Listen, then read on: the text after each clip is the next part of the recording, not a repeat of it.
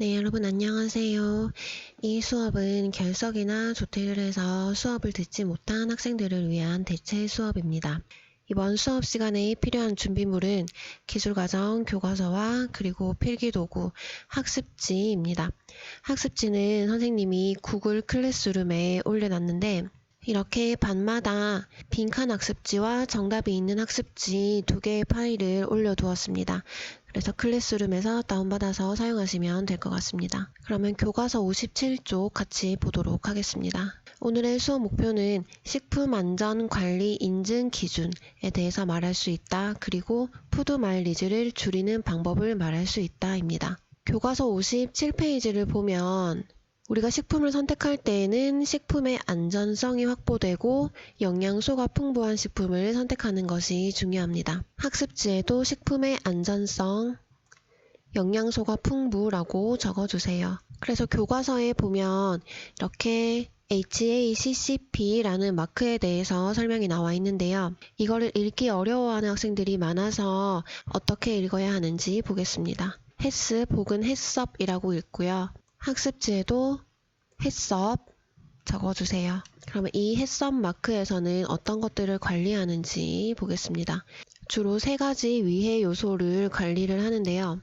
만약에 음식에 미생물이나 애벌레나 이런 생물에 관련된 것들이 소비자에게 위험적인 요소로 작용을 하고 있으면 생물학적 위해 요소, 그 다음에 화학적으로 변질되거나 상하거나 이런 것들이 소비자에게 위험을 가할 수 있는 요소로 구성이 되어 있으면 화학적 위해 요소, 그 다음에 유리 조각이나 금속같이 물리적으로 소비자에게 위해를 끼칠 수 있는 요소들이 물리적 위해 요소입니다. 그래서 햇섭 인증 제도에서는 이 3가지 요소를 중점적으로 관리해서 인증된 식품에 햇섭 마크를 붙이게 됩니다.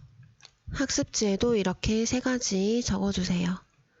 이 햇섭 마크를 주변에서도 쉽게 관찰을 할 수가 있는데요. 그래서 선생님이 집에 있는 햇섭 마크를 한번 찾아봤습니다. 이 음식들에 보면 햇섭 마크를 찾을 수가 있죠. 네, 이렇게 햇섭 마크가 다 붙여져 있고요. 여러분들도 집에서 어디에 햇섭 마크가 붙여져 있는지 한번 찾아보시면 좋을 것 같습니다. 의외로 우리 생활에서 굉장히 근처에 햇섭 마크가 많이 있으니까요. 집에서 어떤 식품에 햇섭 마크가 붙여져 있는지 찾아보시면 좋을 것 같습니다. 네, 집에서 햇섭 마크를 찾아서 학습지 오른쪽에 하나 붙여주시면 됩니다. 이렇게 햇섭 마크는 음식뿐만 아니라 식당이나 사업장에도 적용이 될 수 있는데요. 예를 들어서 우리 학교 급식실에도 보면 햇섭 마크를 적용해서 식품의 위해 요소를 중점적으로 관리를 했다고 적혀져 있습니다. 그 다음 교과서 57페이지 아래쪽을 보면 식품 이동거리, 다른 말로는 푸드 마일리지라는 말이 있는데요. 사실 이 마일리지라는 말을 들었을 때 인상은 굉장히 좋은 것 같고 왠지 마일리지를 많이 쌓으면 좋은 일이 일어날 것 같은 느낌이 들지만 이 푸드 마일리지는 반대입니다. 푸드 마일리지는 크면 클수록 좋지 않습니다. 왜 크면 클수록 좋지 않은지 푸드 마일리지를 구하는 공식에 대해서 보도록 하겠습니다. 푸드 마일리지는 식품의 이동 거리와 식품의 수송량, 무게를 곱해서 구할 수 있게 됩니다. 네, 학습지에도 공식을 적어주세요.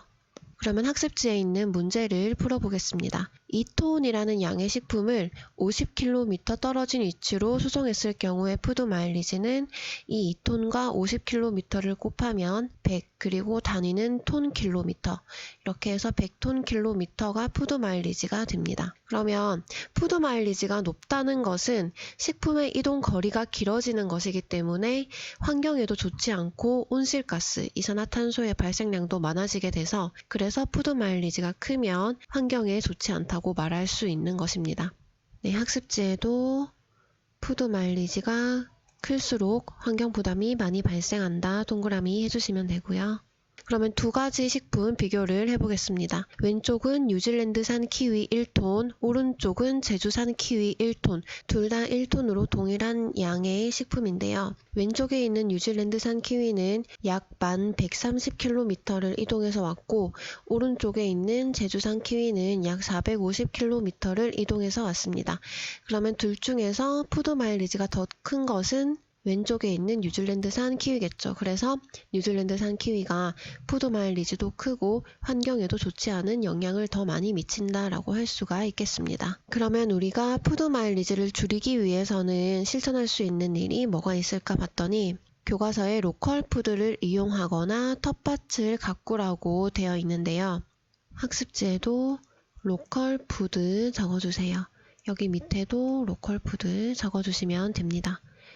반경 50km 이내이니까 굉장히 가까운 거리에서 생산된 그런 농산물을 지칭하는 말이 로컬 푸드가 되겠지요. 사실 우리 대구에도 굉장히 많은 로컬 푸드 매장이 있습니다. 그 많은 매장 중에서 선생님이 한 곳을 소개해 주려고 하는데 우리 월서중학교가 이 월배역 근처에 있는데 지하철 2호선 라인을 타고 종점까지 가면 문양역에 로컬 푸드 매장이 하나 있습니다. 그래서 선생님이 작년에 한번 다녀왔었는데요.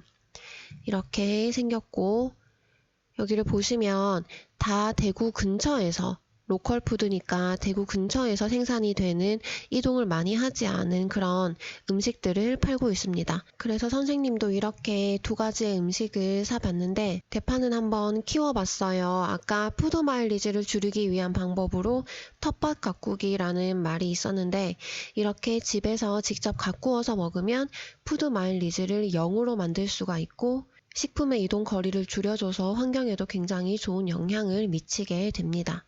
네, 이렇게 오늘 같이 첫 번째 학습지에 대해서 공부를 해봤는데요. 다시 수업 목표로 돌아가서 첫 번째, 식품안전관리 인증기준. 이거는 해썹이라고 읽고 HACCP라고 적습니다. 이 해썹 제도에서는 소비자에게 위해를 끼칠 수 있는 세 가지 요소를 중점적으로 관리하죠. 생물학적 위해 요소, 화학적 위해 요소, 물리적 위해 요소. 꼭 세 가지 요소 기억을 해주시고요. 그 다음에 두 번째, 푸드 마일리지를 줄이는 방법을 말할 수 있다. 푸드 마일리지는 두 가지를 곱해서 구할 수 있습니다. 식품의 이동 거리와 식품의 수송량 두 가지를 곱해서 구하는데 이 푸드 마일리지가 크면 클수록 환경에 좋지 않은 영향을 미치기 때문에 푸드 마일리지를 줄이는 방법으로는 로컬 푸드, 반경 50km 이내에서 생산된 로컬 푸드를 이용하는 방법이 있었고요. 그 다음에 직접 텃밭을 가꾸는 그런 방법도 있었습니다. 그러면 오늘 수업은 여기까지 하겠습니다. 고생하셨습니다.